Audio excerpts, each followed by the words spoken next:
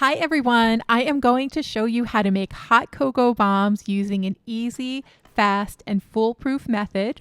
And then I'm going to show you how to package them into these little individual gifts that you can give out for the holidays. Everyone who I've given one of these little cocoa bombs to has loved it. They've been a big hit for me this holiday season, and I want to share it with you. So let's go ahead and get started with the supplies that we're going to need to make these cocoa bombs. So these are all the supplies that you're going to need to make the cocoa bombs. First, you're going to need the silicone mold that we're going to use to shape the cocoa bombs. We're going to need some hot cocoa mix and marshmallows for the inside of the cocoa bomb, some sprinkles, and some white chocolate candy melts to decorate the cocoa bombs. And then our cocoa bombs themselves are going to be made out of these dark chocolate wafers. So it's important here to use chocolate wafers or candy melts and not chocolate. Candy melts and chocolate wafers do not need to be tempered. They're made with palm oil or vegetable oil in place of cocoa butter. Cocoa butter is the fat that's used in real chocolate and requires the chocolate to be tempered before using. Tempering is a difficult process, and we avoid that just by using these candy melts, which are designed to melt and then harden into a glossy, snappy finish. So let's go ahead. So I'm going to take about a half a tablespoon of the melted chocolate wafers, and I'm just going to add that to one of my little molds, and I'm just going to brush the chocolate up the sides of the mold so that I cover the entire little half a sphere there. And this is going to be our first layer of chocolate that we lay down. We are going to add a second layer after this layer hardens. So I'm just going to finish up this first layer, and I'm going to add another about a half tablespoon of chocolate into my mold and then brush it up the sides with my pastry brush or a silicone brush, or you can even use a paintbrush. I wouldn't recommend using a paintbrush because the bristles might come off in the chocolate. So the best thing to use, I think, is a silicone brush. And then I'm going to pop those into the refrigerator for 5 minutes just to cool. And now we're ready to add our second layer. So this is going to make our cocoa bombs nice and sturdy. And it's also going to add a little bit more chocolatey flavor to our hot cocoa bomb. And I'm just going to brush up the sides again, adding about a half a tablespoon into my little half sphere there, and then just brushing it with my silicone brush. And then once we're done adding a second layer to the cocoa bombs, then I'm going to pop them into the refrigerator again for another 5 minutes. And then that is going to be enough for them to be nice and hard and ready for us to turn into cocoa bombs. So I'm just going to not be very delicate at all with this mold. So I'm just going to pop them right out. They come out very easily. You don't need to prepare the molds at all. They're designed to for the cocoa bombs not to stick to them. So I just kind of pop them out there. I just flip the mold backwards and they just kind of pop out really, really nicely. And then I'm just going to lay them on my cutting board. So that's one little tip that I have. If you do have a cutting board that's about the size of the mold, I like to work on top of that because it just makes it easier to move it to and from the refrigerator. And then it also gives me a work surface that I can work on. Now I have a warmed up frying pan. So I've just warmed this for about 2 minutes. And this is going to help us to get nice clean edges on our spheres. And that's going to allow them to fuse together nicely. So I'm just going to sit it on the frying pan for about 3 to 5 seconds and then see that edge there. So it melts the edge and it also makes it nice and smooth so that the two halves of the sphere will fit nicely together. I'm just going to pop that into my cupcake liner. And if I need to move it around, I'll move it in the center, not along the edges so I don't smear the chocolate. I'm going to add about a tablespoon of hot cocoa and then few marshmallows to the center there. You don't need a full packet of hot cocoa. You probably only need about a third of the contents of a packet of hot cocoa, because remember, the spheres themselves are made out of chocolate, so that's going to add a lot of flavor to the cocoa bomb as well. So I'm just going to make a little mound of marshmallows, being careful not to add too many because we do need the top half to fit over that bottom half there. I'm going to warm up the edges of the top, and then I'm just going to fuse the two edges together. So I'm just going to place the top right on top of the bottom and just line them up.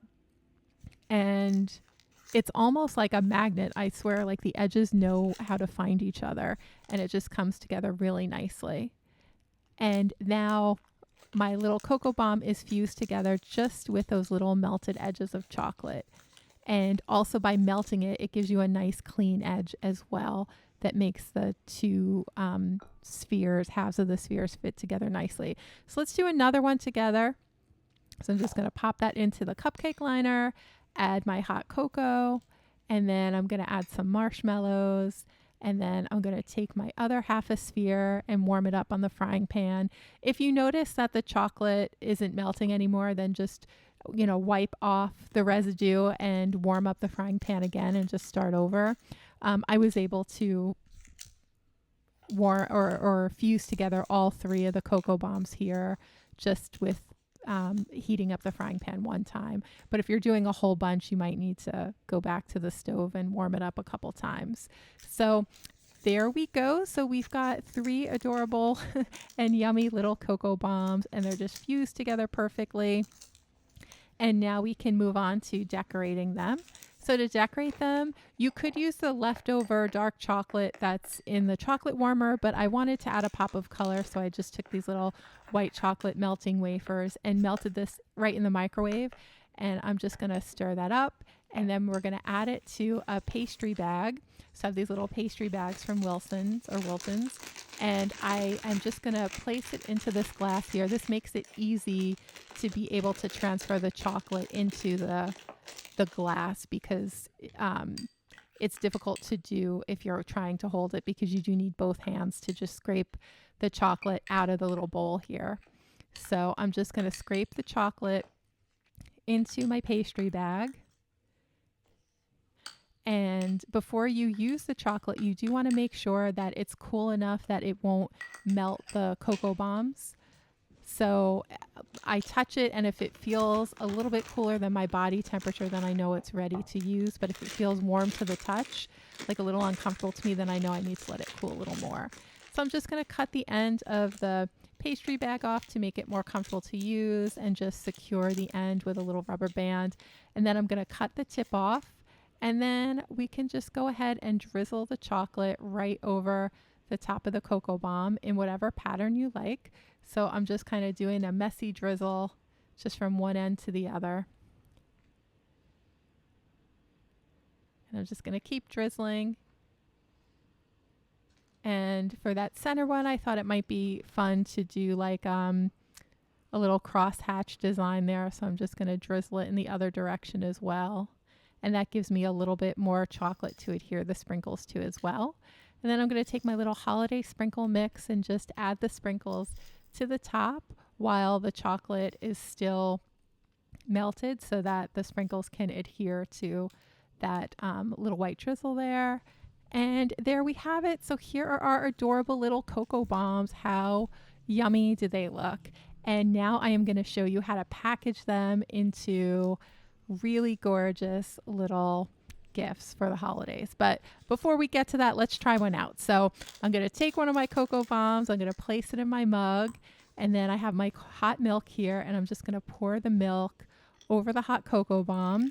And then let's watch the magic happen. Let's see our little cocoa bomb explode. You could also use water if you like. And he's just going to kind of turn on his side, and then you'll see the little marshmallows will pop out in a second here. And there we go. So our little cocoa bomb is exploding, and those marshmallows really make the difference. Here's another one. This is a white chocolate version that I had done earlier, and I love that little cocoa bomb explosion there. So let's go ahead and package these guys. So there are these little cupcake packages that you can buy on Amazon, and they're designed to fit a cupcake, but cocoa bombs also fit in there perfectly. There's a little stand for them inside so that they don't touch the edges. And then there are also these little stickers that you can get from Amazon that label it and say, this is a cocoa bomb and this is how you use it. Basically, just place the cocoa bomb in a mug, pour warm milk over the cocoa bomb, and then enjoy. So it looks like a gift that you purchased from a bakery or a candy shop. It looks so professional and so adorable. I'm telling you, it was a huge hit with all of the people that I've given these to as gifts so far this holiday season. And I really hope that this video inspires you and you go out and make lots of little cocoa bombs and share them with all of your friends and families this holiday season. Have a great day, and I'll see you again in the next video.